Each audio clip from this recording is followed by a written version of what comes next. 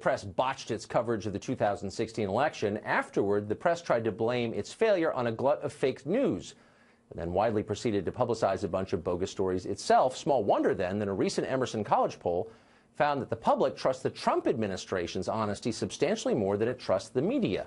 One person who's supposed to be a watchdog over all this is Erik Wemple. He's a media reporter for the Washington Post, and he joins us tonight. Erik, thanks a lot for coming on. Pleasure. So, I'm in the media, I read your column, I read the Washington Post, I read it most of my life, and in the past couple of months, I've seen a lot of stories, including some from you, accusing people of basically carrying water for the Russian government, and that's the Russian government's in the news today. So I thought I would ask you about something I've wondered about for a long time, which is that the Washington Post, for years, many years, has literally carried paid propaganda from the Russian government, a section called Russia Behind the Headlines. It looks like newsprint. It's designed to fool readers into thinking it's real. And it's pure propaganda paid for, distributed by the Russian government with stories like, you know, we're doing a great job in Crimea.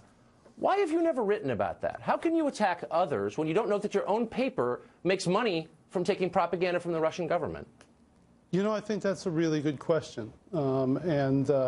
I wish you'd told me you wanted to talk about this, but no, those inserts are interesting. I mean, they are. Well, why didn't you write about them? That's a good question. I think, you know, I got a lot to write about, but I am interested in that topic, and I appreciate you bringing it up. But it's your own paper. But hold on. I mean, you cover the media.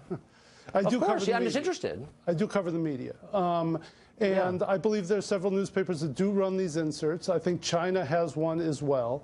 Right, that's right. They are what's known as native advertising, where there are signs to the reader that this is not your approved journalism. And I do think that people, subscribers to the Washington Post and the New York Times and other places that run these things, can differentiate between the news that is in the paper proper and the news that is in the Russia, China, so on and so forth insert. That's really your answer? Because they're well, I would say two things. One, I remember a very famous piece that you did attacking Politico for running native advertising, Mike Allen in particular, and you were all spun up into moral outrage over native advertising. And you never noted, again, that the Russian government is printing something in your paper designed to fool people, filled with the crudest kind of propaganda, but you didn't even notice it somehow. But I'm not surprised, because in case after case, you fail to cover your own paper, running fake or misleading things. And I'll just give you a couple of examples in case you didn't see them. On February 14th, hold on, Mr. Carlson. I need to back you up there on that, back up there on that premise.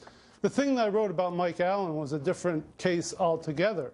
It was native a headline that said native advertising pioneer. That was a cheeky way of saying that he was folding endorsements of companies and so on and so forth into the very text of his newsletter. There was no attempt whatsoever to differentiate that from advertising. They had sponsors in that newsletter, and so I reject the premise 100%. But, you know, But you still can't answer why your paper intentionally tries to fool readers into believing that Russian propaganda is news and that you haven't bothered to cover it. And your job is to cover the media. I think that's what it says in your column. But again, February 4th, your paper reports that Steve Bannon, it is true, Steve Bannon drives over to the Department of Homeland Security to advocate for Trump's executive orders. The story turns out to be totally false. It didn't happen. And by the way, your reporters never even called the White House to ask. That's fine. We all make mistakes. You didn't cover it.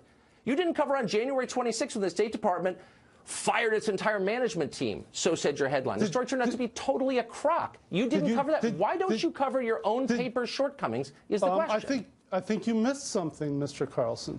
Would you look back, I believe it was in January as well, the Post reported something that wasn't quite straight about, I believe it was a power plant up in Vermont. I wrote a very hard-hitting piece about that situation. And if you go back, no, you didn't. I read the piece. You want to read what you read? What you wrote? By the way, two of your reporters reported that the Russian government had broken into and hacked the U.S. electricity grid. They were wrong. You said they were wrong. You never bothered to talk to your own reporters, presumably in the same newsroom that you're in. And here's how you ended the piece. Did you not read my post on that matter?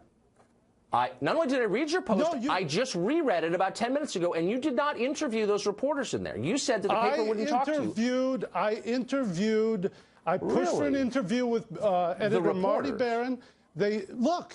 The story What about the reporters was who wrote very the piece? critical of the Washington Post, and I would note. Was too, it? I would Was it? note Because too. here's the last line, wait and I'm one quoting. second. Wait 1 second, Mr. Carlson. Wait 1 second, okay?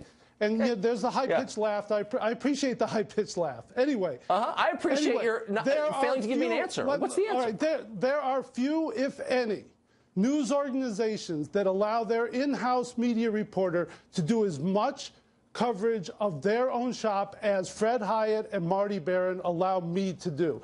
And I'll cite you a few examples. Then you just declined to do it? Is that what you're saying? They allow you, but you out of cowardice refuse to? Like, what are you saying?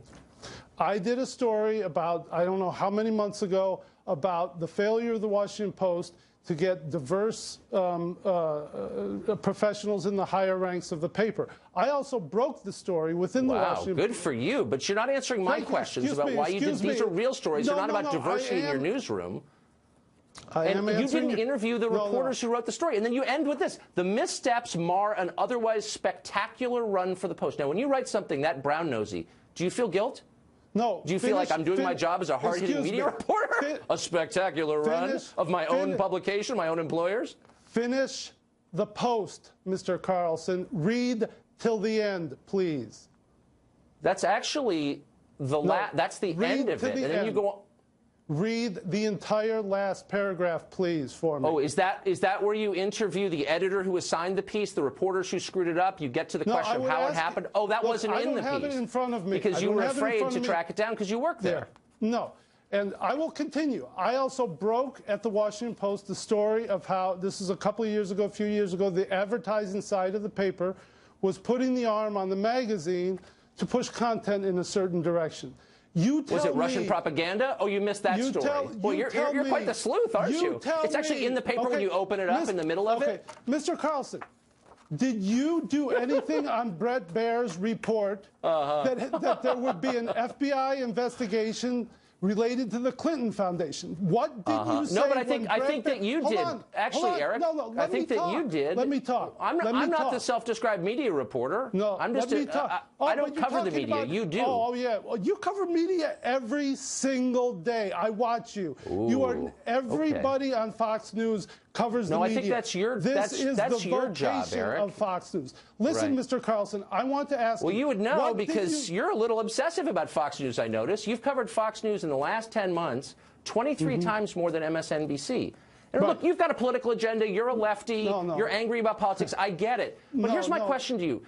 Does Jeff Bezos, who owns your paper, does Marty Baron, who edits it, do they ever call you and say, good job, Eric. You're doing a real good job as a media critic. Do they ever tell you? I'm just a sincere question. Do they ever say that to you? Let me finish with an earlier point that you just seemed to steamroll me on.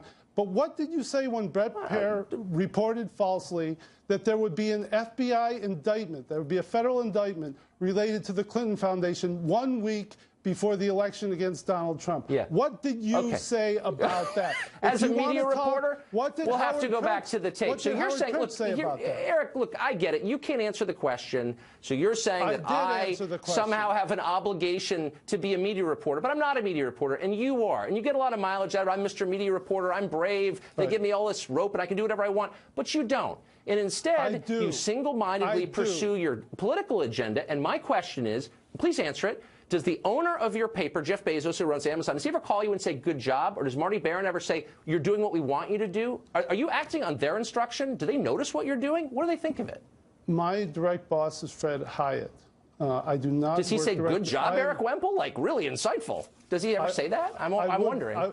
I wouldn't quote him as that, and I don't appreciate the puerile angle of inquiry here. It's not puerile, it's sincere, because I don't see you as a media critic. I see you as a political hack acting out his political beliefs on paper with the cover of media criticism. I'm just a media critic. No, and everyone who reads you knows that. And I'm wondering, do your editors know that? Do they read it and say, you're really covering the media straight? Do they think that? I believe I do cover the media straight. Today, for example, did you see what I wrote today? I questioned the New York Times as to how they gave a public account of a reporter. Look. Oh, you questioned your competitor. That's very brave. But do you ever question yourself? Do you ever question your own Mr. paper? Carlson, I don't think you do very much. I will put the Washington Post's, into the freedom that I have and the times that I have criticized my own paper against anyone in this industry. Okay? Okay. I'm starting to feel bad for you. Look, the point is look, just actually, you have the freedom, and I think it's great. You should just use it to do something useful, like reporting on Russian propaganda in your own paper. We're out of time. Erik, it's great to see you. Thanks a lot for coming on. And of course, I hope you'll come back. Up next, a former progressive just announced his own ideology in a viral video. His name is Dave Rubin, and he's here to say why he won't call himself a progressive now. We'll be right back.